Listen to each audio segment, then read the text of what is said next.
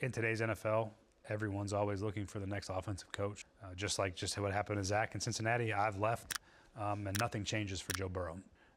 The voice to the quarterback is consistent, and the dream is that Will and I have a partnership for the next 10 years. So the quarterback has a chance to master an offense. Can a rookie head coach and sophomore quarterback lead the Titans to the playoffs this year? I believe so.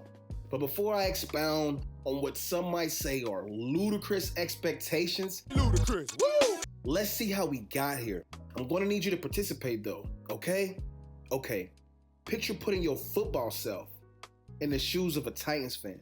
Over the last 15 NFL seasons, dating back to 2009, the Tennessee Titans have only made the playoffs 4 times. They've only won 10 games just twice. All of such has occurred within the last 7 NFL seasons. Fast forward to today, and the Titans have lost 10 or more games in each of the last 2 seasons. It's kind of hard to fathom considering the Titans were 7-3 to start the 2022 campaign. I think if my team started off 7-3, I'd be like, man, we starting off well, right? Well, they were going to lose their next 7 games. And 2 games into the losing streak, the Titans will face the Philadelphia Eagles and their former star wide receiver, A.J. Brown, who was traded during the first round of the 2022 NFL Draft due to contract disputes, which is unfortunate because he outplayed his rookie contract. And he outplayed the Titans in that game as well. Brown will go off for 8 catches, 119 yards, and 2 of them things. Those are touchdowns, by the way. And to make matters worse is that A.J. Brown didn't want to leave Tennessee. As a matter of fact, after the trade, Brown told ESPN's Teron Davenport, and I quote, "This wasn't my fault. I wanted to stay, but the deal they offered was a low offer." End quote. Just 2 days after losing 10-35 to the Philadelphia Eagles, the Tennessee Titans fired their general manager, John Robinson, who pulled that trigger on the trade. I think all NFL fans would agree, whether he submitted the trade proposal or he submitted the trade acceptance, the execution of the trade itself was in a sense committing a crime to the Titans organization. And just 2 days after that beatdown, the Titans organization called John Robinson, the former GM, with that same gun in his hand. The Titans will finish the following season with a record of 6-11. Head coach Mike Vrabel will be relieved of his duties as well. The Titans would announce former Cincinnati Bengals offensive coordinator Brian Callahan as their next head coach. If you would be so kind to let me break the 4th wall for a few seconds, I'd deeply appreciate it. I am a true Bengals fan. Who Dey all day. And with the acquisition of Brian Callahan, you can now call me a part-time Titans fan because I am now invested. Now back to the regular scheduled programming. If there was something positive to extract from the 2023 season, that would be Will Levis. Although he had some peaks and valleys as a rookie, his debut game was a sight to behold. He threw for 238 yards and 4 of them things, with 0 interceptions. Very impressive. Brian Callahan is coming from Cincinnati, where Joe Burrow is considered arguably the second best quarterback in football. Along with Jamar Chase, T. Higgins, and Tyler Boyd, the Bengals conceivably have the best receiving room in the NFL. Now, how does that correlate to Tennessee? Well, the Titans have DeAndre Hopkins, and although he's lost a step, the future Hall of Famer is still a very savvy, crafty route runner and always short-handed. In free agency, the Titans signed Calvin Ridley and Tyler Boyd. Calvin Ridley is still widely considered a top 5 route runner in the NFL, and Tyler Boyd has always been Mr. Reliable as a slot option. Titans fans' opinion of Treylon Burks are up and down, but here's what the new head coach had to say about him. As far as Treylon's role, he's going to play everything. We've told him that from the beginning.